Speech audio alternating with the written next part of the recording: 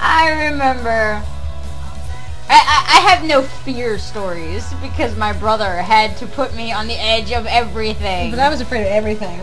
I couldn't be afraid of everything. I'm sorry, when you see your brother in the chicken pen going like this to the chickens, you kind of want to do it with him. You see, I had older brothers. They were just either, you know, in jail, in college, or see, my brother was cool. Out, or my brother was cool before he went into the Marines. Now he's a complete jackass, and when he comes home, he dies laughing over Yahtzee when he gets drunk. See, he wants to know why the dice have eyes. See, my sister was out of the house when she was 16. I was younger. I was younger. I was the baby that was born like last in the family. So all my brothers and sisters are older than me. And yeah, it was a bunch of teenagers living in a house with a 5-year-old. Yeah. Most of my memories of my brothers and sisters when I was a kid were either tormenting me or getting into arguments with me. I remember my sister and I having so many cat fights. It was amazing. I always got in trouble because I would steal my brother's CDs and I would steal his dragons because I always wanted his dragon collection. And then he finally went into the Marines. I was like, oh, I can have the dragon collection. No, he has to move. So then I finally would go to visit. He's like, hey, do you want my dragons? Because he's replacing it with planes and fucking tanks everywhere. And I'm like, yeah, I want your dragons. And now I have no idea where they are. See, I remember, I had a lot of fear issues when I was a kid. Of course, I was afraid of everything. But one thing in particular that I remember was I usually would sleep in bed with my mom, or for a while there, I actually shared a room with my sister. When I shared a room with my sister, it was kind of amazing. Because there was just launches at anything. There was this incident where I always slept with like 50 bajillion stuffed animals. It was ridiculous. So I'm in the bed with my sister. My sister and I have 2 beds that are pushed together, and we're sleeping there. And apparently, I have this one. It was a Cabbage Patch doll that looked like an animal. It had ears and a tail. Well, apparently I rolled over. What they call that nowadays? What? A cabbit. I rolled over in my sleep. I used to talk in my sleep a lot too, and I'm talking in my sleep, and I'm like. Our dog at the time was named Cheyenne. It was a huge golden retriever. And I was like, no! Cheyenne! No! And I just clocked my sister upside the head with this Cabbage Patch doll. I think that was the point in time we stopped sharing a bed. My bed. I never had anything less than a queen-size bed. I could see somebody in the RagNBone universe talking in their sleep like that. Oh yeah. Punching. Oh yeah. I could see 7 punching 9 in his sleep. I never had any bed that was small. I had one twin-size bed because I begged and begged and begged Mom for a bunk bed because I wanted to sleep on the top. So I got a bunk bed. The problem with that is whenever you woke up, you banged your head against the ceiling because it was so low. But I got my bunk bed. But I never had anything less than a queen-size bed. And when I had a queen-size bed, I can't stand small beds. I'm used to the queen-size bed. So what do? You pile it up with stuffed animals. And then it became a thing. I actually got that picture. Remember that picture in my Shrineart gallery? I have that picture of 120 books. Because I would just stack your books. See, I had a single for the longest time, a single bed. Hell, when I was in the military, that's what they should have asked. What about your military stories? Because I could go on about them.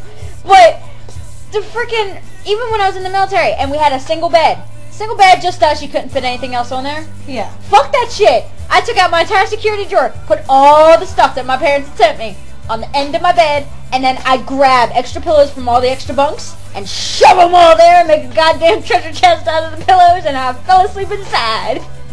See? And then I got screamed at every morning by the TI sergeant saying, what the hell is all this shit on the bed? See, it was amazing like that. You were in my bubble. In my bubble? I don't like it when people are in my bubble. I'm sorry, but you want rails or something around your bed when you got people that sleepwalk in your squadron. This is true. And yes, when I was in the medical squadron, you want some stories there. I can tell you all kinds of stories. I can tell you about the damn guy who thought it would be a great idea to sneak into the girls' dorm by crawling through the ceiling. Remember I told you about that? Yes, I think and so. And the way our squadrons are set up is once the wall becomes brick, there's no going past it. It goes up through the roof. This guy finds a loose board, gets up in there, and his buddies are all laughing at him. And you can hear him from our side because for some reason they had a bolted door separating one female dorm from one male dorm. And you hear this, and he's walking all across the ceiling. And, you know, we're just kind of staring at the door. We're like, he can't get over here. He's blocked. He is so blocked. No. So he keeps walking, thinking he's perfectly in the right sense of direction. The roof falls through, and he lands in the male dorm across from their dorm. Because the male dorms are all connected, even by the roofs. So he falls through and scares the piss out of the freaking security guards that are there. That was funny. God. That was really funny. I remember, what was it? Okay, one time when I was a kid, I remember we got locked out of the house. And my dad had to shove me in through the window to get the door unlocked. I'm trying to think. My brother got locked out of the house. He didn't call us or tell us that he got locked out of the house. No, instead, he sat on the porch for a while. No. He was living in a different area, but he came to visit. Didn't tell us that he was locked out of the house because we were at Sam's Club. We come back, and he apparently had waited for us for 3 hours. In the course of the 3 hours, he had bought me the Hogwarts train Lego set and the Hogwarts castle in Legos, and built the whole thing, and it was sitting on there, and he put a little happy birthday sign in front of it. And I thought that was the most coolest thing ever. That is pretty awesome. I was like, that kind of kills the whole... He apologized for me. He's like, I'm sorry, I know how much you like putting Legos together, because I would put like Harley motorcycles and shit out of Legos together. And I was like, are you kidding me? I would have never done this. You know, I can remember the first time... I'm surprised I'm not mortified of Christmas trees. Because the first time we ever actually... No, you gotta understand. The first time we ever actually had Christmas, and we actually had a Christmas tree, it was actually before the divorce we had Christmas. Because the fact that my parents had been... We got in disfellowship, I think, because Dad was smoking. And they would disfellowship for very strange things from our church. But, yeah, so we have a real Christmas tree in the house. And me and my niece are sitting in the back. Like, basically, my dad and my brother were watching some really violent, gory movie in one room of the house. And so we had gone to the other room because, frankly, we were little girls. We don't like violent, gory movies. And I freak out over everything anyway. So last thing I need is more nightmares. So we go into the other living room in the house. It was a big house. It was an old farmhouse. So we had 2 living rooms. So we go into the other living room in the house, and that's where the Christmas tree's at, because where the fireplace is at. It's this nice little, you know, old-fashioned living room. We're derping around, we're playing with some dolls, we're being all dumb, and then all of a sudden, there's this noise, and the Christmas tree moves. We freak the hell out, because it was perfectly silent up until that point. We go running across the house into the other living room, and hide behind the couch. Because we don't want to watch the terrible, scary movie that they're watching. But we don't want to be in the room with the Christmas tree that's moving. So we're hiding behind the couch so we don't have to see the movie. But no, it turns out what it was we never had a Christmas tree before. It was a real Christmas tree. So it was a real boy. When they get dry after a while, you know, they shift and the branches will sometimes crack and stuff. So that's what happened. A branch had cracked. And it freaked us right the hell out. There was another instance where we were, me and my cousins, it was one of the few times my cousins came over after the divorce. And me and my cousins were sitting there, we were spending the night, and we were all piled up on the couch and we were watching a scary movie. And when I say scary movie, it was something like The Haunting, you know, it wasn't too terrible or too violent or whatever. But it's one of those ones where the house is haunted and things are floating around, or every time you turn around stuff is moved. It's a poltergeist movie. So, we're freaking out a little bit. And about that, we had this living room was a really traditional old school living room, and it had the fireplace, and the TV was near the fireplace because it wasn't a working fireplace. But behind us, behind the couch and the chairs, was a pair of double French doors that went into the atrium, which is that one green room I've talked about that influences everything that I work on. Yeah, that's where Lewis came from. Well, these double French doors, these huge double French doors behind us. Yeah, we're sitting there with my mom, we're watching this movie, and, you know, derp, derp, derp. And then all of a sudden, these doors rattle, like, to hell and back, and we freak the fuck out, and we're jumping and screaming. Yeah, my dad had gone behind the door and shooken it, and freaked us all the hell out. See. You couldn't have a tree in my house. You wouldn't be able to stand being in my house if you're that terrified of Christmas trees. I'm not terrified of Christmas trees. I'm just saying I'm surprised I'm not. No, Christmas trees. Having a Christmas tree in my house is like having a Christmas tree with the Stitch Punks in our house. Because, you know, at some point in time, it stops becoming a Christmas tree. It starts becoming a cat and post. starts becoming either a cat post or just a waiting bundle of fur to jump at your face. When you have 6 cats, all of them get into the tree, and they look like ornaments, all curled up in there. And then, you scare them because you walk by or you move a branch. What's the first thing they do? They don't run down the tree. They launch at you. And then they bolt down your back and out the road. And I'm just like, really? I imagine the Stitch Punks doing this, and I would kill every single one that did it. Oh, I love how I type in Neil. The first thing that comes up is Neil Patrick Harris. Hell yeah! What is the Google thing for the day? It's This is on. Oh. But, go figure. I know all the hurt pictures of Neil Patrick Harris. But anyway. Sorry, we're doing good company stuff. But, yeah. I had to pull up an image of in terms of RagNBone, everything is really kind of recent.